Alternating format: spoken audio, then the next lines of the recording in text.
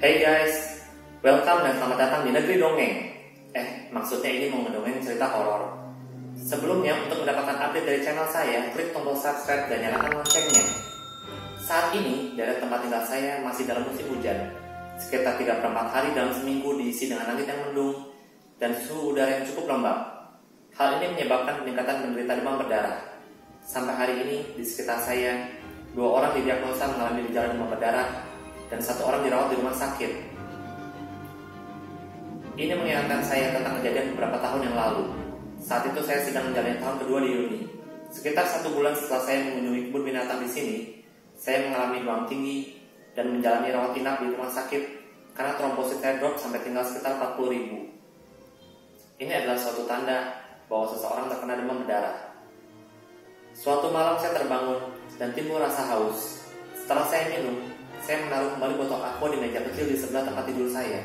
Saya melihat laci di bawahnya tidak tertutup rapat dan membukanya. Di dalamnya terdapat sebuah jurnal. Karena saya masih belum bisa tidur, saya mulai membaca isinya. Itu adalah sebuah jurnal tentang seorang gadis bernama Elaine, atau yang biasa dipanggil Ella. Ketika Ella dibawa ke rumah sakit, dia dalam keadaan tidak sadar. Dan ketika dia membuka mata, dunianya sudah berubah. Dia sendirian, dan infus menempel di tangan kiri, dan alat bantu pernafasan menutup hidung dan mulutnya. Tidak ada seorang pun dari keluarganya yang menunggu di sana. Beberapa hari kemudian, Ella mulai teringat akan kejadian yang menimpa keluarganya.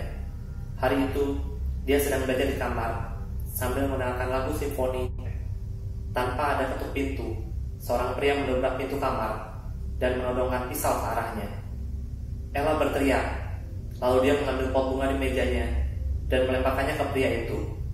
Itu memberi kesempatan Ella untuk melarikan diri keluar dari kamar.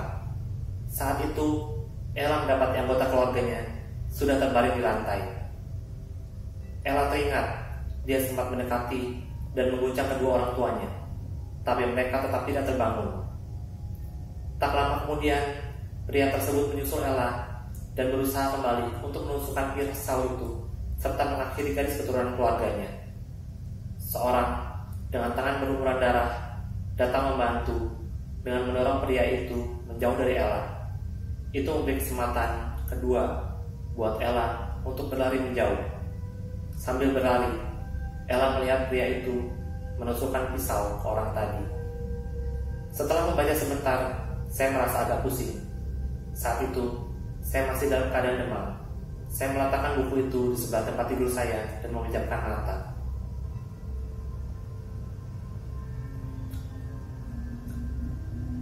Saya tidak ingin, tapi saya ingat mimpi saya malam itu.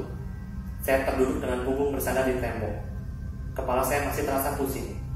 Saya hendak memijat kening saya ketika saya melihat cairan berwarna merah menetes dari kedua belah tangan saya.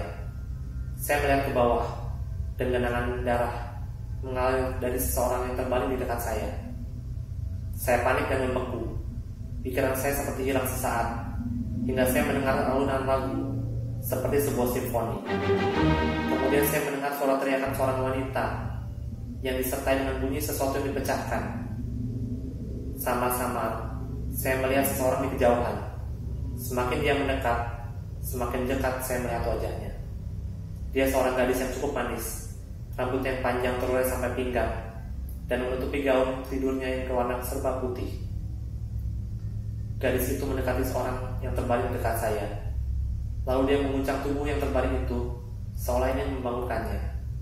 Sambil menangis dia memanggil, "Papa, Pak, jangan tinggalkan aku sendirian." Dan pada saat itu, saya teringat cerita dari jurnal Ella. Seorang pria bertubuh besar berlari mendekati Ella dengan membawa pisau. Dia seperti akan membunuh Ella. Saya melihat ke arah Ella. Matanya yang berkaca-kaca meluluhkan hati saya. Walau kepala masih pusing, pandangan mata masih agak buram, dan tubuh masih lemah, saya mendorong kaki saya untuk bangkit. Ketika orang itu berusaha untuk meraih Ella, saya menghalau dia dengan mendorongnya. Ella pun mendapat kesempatan untuk melarikan diri. Pada momen tersebut, ingatan saya ketika membaca jurnal Ella muncul ke permukaan. Seharusnya saya tidak melakukan hal tadi, dan saya pun menguatkan diri untuk siap berperang dengan nasib. Pisau melayang, menggores rusuk di sisi kanan saya. Rasa sakit menyelimuti diri saya. Walaupun begitu, saya mendorong dia sekali lagi. Ketika dia sedikit kehilangan keseimbangan, saya mengambil kesempatan untuk berlari menjauhinya hingga saya menemukan sebuah pintu. Saya berusaha membuka pintu itu, tapi pintu itu terkunci. Suara langkah pria itu di belakang saya terdengar semakin dekat. Saya merasa terpojok, dengan tidak ada jalan lain untuk menghindar. Saya mencoba mendorong pintu itu dengan menggunakan badan saya. Pintu itu bergetar, tapi masih belum terbuka. Pria itu menggesekkan pisaunya ke dinding. Dia semakin dekat. Saya memegang erat gagang pintu itu dan sekali lagi mencoba untuk mendobraknya. Pintu terbuka dan muncul cahaya yang sangat terang dari balik pintu.